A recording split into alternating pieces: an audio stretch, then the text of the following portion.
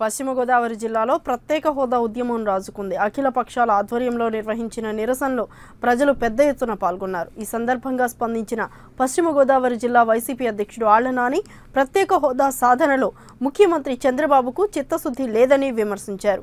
YCP ఎంపీల రాజీనామాపై చంద్రబాబు ఆరోపణలు CM స్థాయికి తగ్గవి కాదన్నారు.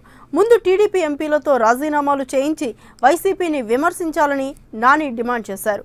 మొదటి నుంచి ప్రత్యేక హోదా ఉద్యమంపై చిత్తశుద్ధితో పోరాటం చేస్తుంది వైసీపీ మాత్రమేనన్న విషయం గుర్తుంచుకోవాలన్నారు. మొత్తంగా ఏలూరు ఫైర్ స్టేషన్ సెంటర్లో అన్ని పార్టీల నాయకులు రాస్తారోకోలు మానవహారాలతో ఉద్యమాన్ని హోరెత్తిస్తున్నారు. దీనిపై మరింత సమాచారం మా ప్రతినిధి మురళీధర్ వివరిస్తారు. ప్రత్యేక హోదా ఉద్యమం ఉగ్రరూపం దాల్చుతుంది. పశ్చిమ గోదావరి జిల్లా వ్యాప్తంగా వైఎస్ఆర్ కాంగ్రెస్ పార్టీ ఆధ్వర్యంలో ప్రత్యేక హోదాపై రోడ్లు ఎక్కారు. ఈ సందర్భంగా ఏలూరులోని ఫైర్ సెంటర్లోని ప్రత్యేక హోదాపై చేస్తున్న ఉద్యమంపై నాయకులు అడిగి తెలుసుకుందాం. సార్, తెలుగుదేశం పార్టీ ప్రధానంగా ఆరోపణ చేస్తుంది, వైఎస్ఆర్ కాంగ్రెస్ పార్టీ చేస్తుంది ప్రత్యేక హోదా ఉద్యమం చిత్తశుద్ధి లేదు, వాళ్ళ పార్టీ మైలేజ్ కోసమే చేస్తున్నారని చెప్పేసి ఒక ఆరోపణ వినిపిస్తుంది. దానికి మీరేమంటారు? ఈ రోజుకి కూడా చంద్రబాబు నాయుడు గారు ఆ డ్రామాలను ఆపట్ల. ప్రత్యేక హోదా అంశంపై ప్రజలందరూ కూడా ఎంతగానో ఎదురు చూస్తున్నారు. ఈరోజు మార్పు వస్తుంది, రేపు మార్పు వస్తుంది ఎదురు చూస్తూ ఉన్నా కూడా ఆయన ఇంకా ప్రజలను వంచే కార్యక్రమం చేస్తూ ఉన్నాడు తప్ప ప్రజలకు సంబంధించి ప్రత్యేక హోదా అంశంపై వాళ్ళు చేసినటువంటి పోరాటానికి అండగా నిలబడాలన్న ఆలోచన ఏ మాత్రం ఆయన కలగకపోవడం దురదృష్టం. ఆఖరికి నిన్న అఖిలపక్ష సమావేశాల పేరిట ఇంకా ప్రజలను మోసగించే ప్రయత్నం. అఖిల పక్షాలన్నీ కూడా చంద్రబాబు నాయుడిని చీకొడుతున్నా కూడా అందులో ఉన్నటువంటి ఇతర రాజకీయ పక్షాలన్నీ కూడా చంద్రబాబు నాయుడులో ఇంకా ఏమాత్రం చలనం లేదు. అదేవిధంగా నిన్నేదో కార్యాచరణ అన్నాడు. కార్యాచరణలో 13 జిల్లాల్లోనూ నెలకో సమావేశం అన్నాడు. అసలు ఆయనకున్న సమయం ఎంత?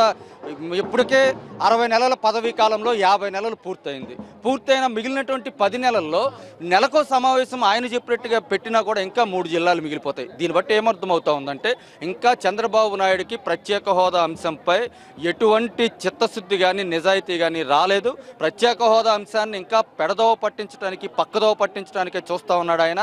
ఢిల్లీలో ఆయన పార్లమెంట్ సభ్యులు కానీ ఆయన కానీ చేసిన పని అదే. కానీ ఇవన్నీ కూడా ప్రజలు గమనిస్తూ ఉన్నారు. ప్రజలు కనుక ఈ విషయంలో చంద్రబాబు నాయుడు వైఖరి మారకపోతే ప్రత్యేక హోదా అంశంలో ప్రజలు చంద్రబాబు నాయుడిని, తెలుగుదేశం ప్రభుత్వాన్ని, పార్టీని కూడా తరిమి కొట్టడానికి సిద్ధంగా ఉన్నారు. పార్లమెంట్ సభ్యులను రాజీనామా చేయించారు, రాజ్యసభ సంబంధించిన సభ్యులతో రాజీనామా చేయించలేదు. దీంట్లో ఉన్న ఉద్దేశం ఏంటని చెప్పేసి వాళ్ళు విమర్శిస్తున్నారు. అసలు వీళ్ళు పార్లమెంట్ సభ్యులను రాజీనామా చేయించి అప్పుడు రాజ్యసభ సభ్యుల దగ్గరికి రమ్మనండి. వీళ్ళేమో ఏసీ గదుల్లో కూర్చుని చంద్రబాబు నాయుడు గారు కదలడం. ఇప్పుడేమో మా పార్లమెంట్ సభ్యులు ఆ రాజీనామా చేసి ఆమరణ దీక్ష చేస్తే ఇంకా కూడా చేస్తే వస్తామంటారు. అది కూడా మీ పార్లమెంట్ సభ్యులు రాజీనామా చేసిన తర్వాత, మీ రాజ్యసభ సభ్యులు కూడా రాజీనామా చేసిన తర్వాత మీరు డిమాండ్ చేయండి, తప్పు లేదు. అప్పుడు మా నాయకుడు జగన్మోహన్ రెడ్డి గారు ఆలోచన చేస్తారు. చంద్రబాబు నాయుడు ఎవరైనా ప్రత్యేక హోదా అంటే వాళ్ళని అరెస్ట్ చేస్తారనే ఉద్దేశంతో కేవలం భయపడి వాళ్ళ పార్టీలో ఉన్న వాళ్ళ ఎమ్మెల్యేలకు, ఎంపీలకు కూడా ప్రత్యేక హోదా అవసరం అనేది వాళ్ళకి తెలుసు. అయినా వాళ్ళు ఎటువంటి న్యాయ పోరాటం చేయట్లేదు. కేవలం ఏంటంటే ఈ యొక్క హోదా రాకపోవడానికి గల కారణం, అడ్డంకి మాత్రం చంద్రబాబు నాయుడే.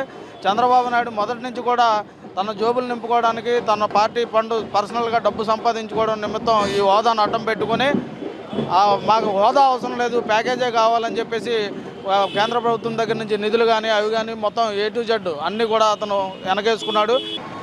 ప్రత్యేక హోదా ఉద్యమంలో అటు రాజకీయ పార్టీలు, ఇటు ప్రజా సంఘాలతో పాటు న్యాయవాదులు కూడా ముందుకొచ్చారు. ప్రత్యేక హోదా సాధించేంత వరకు వెనక తిరిగే ప్రసక్తే లేదంటున్నారు. Camera person శ్రీనివాస్తో